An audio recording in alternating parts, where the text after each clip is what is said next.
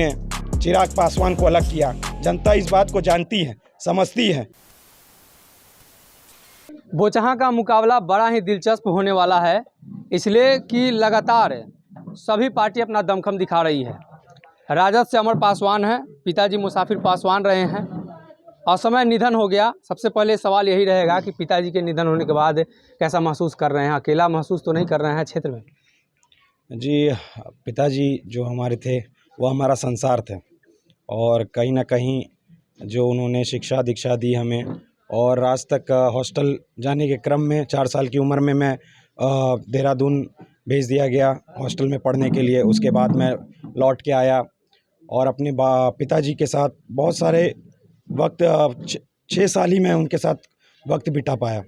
और इन 6 सालों में मैंने उनसे उनकी जो संघर्ष की कहानी थी, उनके जो ईमानदारी के किस्से थे, उनके समाज के जो किस्से थे और जो समाज के साथ चलते थे, वो सारे किस्से मैंने उनकी ज़बानी सुनी और कहीं ना कहीं मुझे प्रेरणा का स्रोत मिला।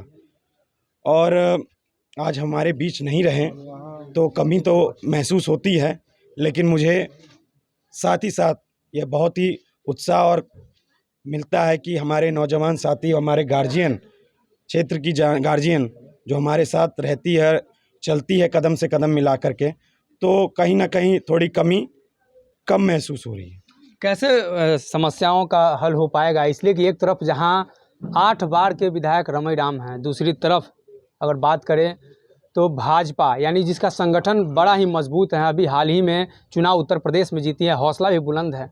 आप पिछले दिनों वीआईपी से भी थे, वीआईपी में लगातार कार्य कर रहे थे, अब ऐसे में राजद से हैं, इतना मजबूती मिल पा रहा है समर्थकों के द्वारा? यहाँ राजद कार्यकर्ता जो होते हैं वो गांव समाज के एक नीचे से उठे हुए कार्यकर्ता होते हैं, किसी एसी रूम में बैठे हुए कार्यकर्ता नहीं होते हैं कि प्लानिंग वहां बनाए और उसको इम्प्लीमेंट गांव की क्षेत्र की जनता पे कर दिया।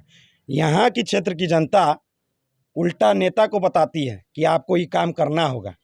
तो इसीलिए आप समझ सकते हैं कितनी दूरियां हैं।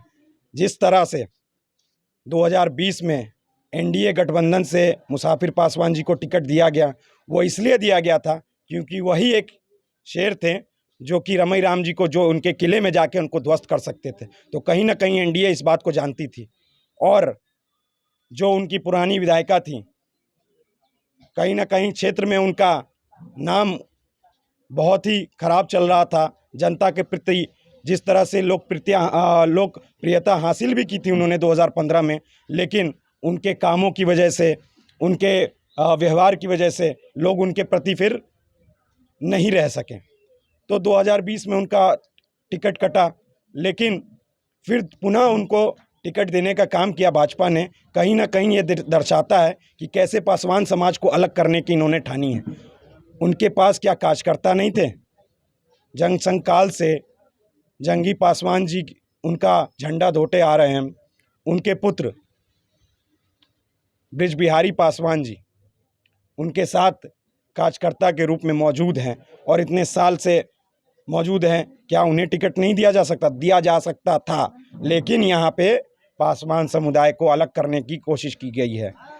जैसे बीजेपी ने चिराग पासवान को अलग किया, जनता इस बात को जानती है, समझती है। तो उसी तरह मैं जनता से अपील करना चाहूँगा, आप सब साथ में आएँ और अमर पासवान का हाथ मजबूत करें, और आपकी आवाज़ बनके अमर पासवान सदन तक जाएगा। अचानक से ये क्या हो गया कि 10 नंबर बंगला पे हम लोग भी मौजूद थे, तेजस्वी यादव के 10 नंबर बंगला पे हम लोग भी मौजूद थे। दिन में रमई राम की मुलाकात होती है, वहाँ बैठे रहते हैं, अचानक से खबर आती है कि रात में आपको टिकट देंगे। क्या 24 घंटे में क्या अचानक से हो गया? देखिए, कहीं ना कहीं पार्टी का फैसला है, और मैंने आपसे कहा अभी कि जनता की आवाज़ से मुझे ये टिकट मिली है। बीजेपी ने तो मुझे दरकिनार कर दिया था। एक दलित समाज को एक नेता से वंचित करना चाहते थे वो, लेकिन राजद परिवार ने, श्री लालू प्रसाद यादव जी ने, श्री नेता प्रतिपक्ष तेजस्वी जी ने मुझे और मेरे समाज को, राजद परिवार को, हमारी क्षेत्र की जनता को यह मान सम्मान देने का काम किया है कि अमर पासवान को उन्होंने टिकट दिया है। सहनी जी भी लगातार कह रहे हैं कि कोई मिसकम्युनिकेशन गैप नहीं था हमारे आपके बीच में, फिर अचानक से ये देखिए 17 तारीख की डेट को जब बीजेपी ने नाम अनाउंस किया, सब लोग जानते थे कि वीआईपी का सीट है, लेकिन जब 17 तारीख की डेट को बीजेपी ने अपने कैंडिडेट की घोषणा की और उसके बाद भी वीआईपी सुप्रीमो का कोई भी उस पर प्रतिक्रिया नहीं जगी, तो कहीं ना कहीं अलग उनके रास्ते अलग थे। उन्हें मंत्री पद पे बैठना था, हमें संघर्ष शायद करना था, और उन्होंने शायद मुझे इसीलिए धोखे में रखा और मुझे संघर्ष के पद पे छोड़ना चाहते थे और अपने मंत्री। लेकिन अभी का मामला बताएं तो वीआईपी सुप्रीमो ने भी अपना कैंडिडेट उतारा है। वो तो चाहते थे कि आप वहां से चुनाव लड़े, उनके अब 3 विधायक भी नहीं रहे हैं। अब तो खबर यह है कि मंत्री पद भी खतरे में है। देखिए वो फ्रेंडली मैच खेलना चाहते हैं आपसे, हमसे क्यों, भाजपा से खेलना चाहते हैं, फ्रेंडली मैच खेलना चाहते हैं, ताकि ये दोनों आपस में देख सकें कि हम लोग का कितना जनाधार है, ताकि बीजेपी अकेले लड़ सके। लेकिन जनता इस बात को जानती है, जब जनता की आवाज़ जब उठेगी और क्षेत्र की जनता 12 तारीख को एक एक मत राजद परिवार को, अमर पासवान को लालटेन छाप पे जब देगा, तब आपको यह एहसास होगा कि ये फ्रेंडली मैच आपको कभी कदाचित नहीं खेलना चाहिए था। सहनी जी के लिए एक सवाल रहेगा, लास्ट सवाल रहेगा कि मुकेश सहनी के 3 विधायक चले गए, तो आपको क्या लग रहा है? आप भी उनके साथ काफी लंबे समय तक उनके पार्टी में रहे हैं। मुझे उन तीनों विधायकों का तो नहीं पता, लेकिन स्वर्गीय मुसाफिर पासवान जी जो उनकी टिकट पे विधायक बने और उन्होंने भी बनाया, मैं सहनी समाज का भी आभारी हूं कि उन्होंने अपना महत्वपूर्ण योगदान देके सदन तक उन्हें पहुंचाया। लेकिन कहीं ना कहीं उन्होंने हमें धोखे में रखा, उस आदमी को धोखे रखा, उस परिवार को धोखे में रखा जिन्होंने उनका भरपूर साथ निभाया था। इतना साथ तो उनके सगे भाई ने भी नहीं निभाया होगा जितना साथ हमने निभाया। तो ये क्षेत्र की जनता जानती है, बहुत सारे लोग उनसे अलगाव हुए हैं। आज कहीं ना कहीं मुझे भी लग रहा है कि कहीं ना कहीं उन्हें भी धोखा मिला है। मैं उस वीआईपी परिवार से भी कहूँगा कि आप हमारा हाथ मजबूत करें, राजद परिवार का हाथ मजबूत करें। आपको अगर संघर्ष करना है तो मंत्री पद से अभी त्याग दें। सहनी जी को मजबूत कीजिएगा। सहनी जी को राजद को मजबूत करना चाहिए, अपने समाज को मजबूत करना चाहिए। मंत्री पद से उन्हें इस्तीफा दे करके संघर्ष करना चाहिए और हमें भी उस संघर्ष में महत्वपूर्ण योगदान निभाने का मौका देते। लेकिन उन्होंने अपने मंत्री पद से त्याग न देके यह जता दिया कि नहीं, यह बलिदान आपको अमर देना पड़ेगा, आपके परिवार को देना पड़ेगा, लेकिन मुकेश सहनी को नहीं देना पड़ेगा। अमर पासवान यहाँ से अमर हो जाएंगे इस बार?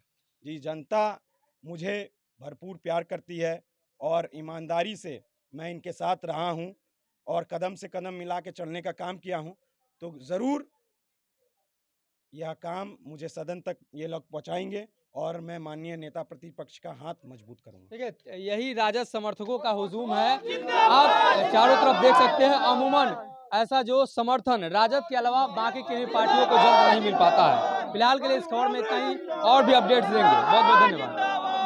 अगर ये वीडियो पसंद आई और वह बिहार के राजनीति और बिहारियत से सरोकार रखेनी तो सब्सक्राइब बटन दबा के चैनल के सब्सक्राइब कर ली। ओजे एगो घंटी बा, ओकरा बटन दबा देला से कुल सटीक और मारक खबर रुआ मुफ्त में मिल जाई।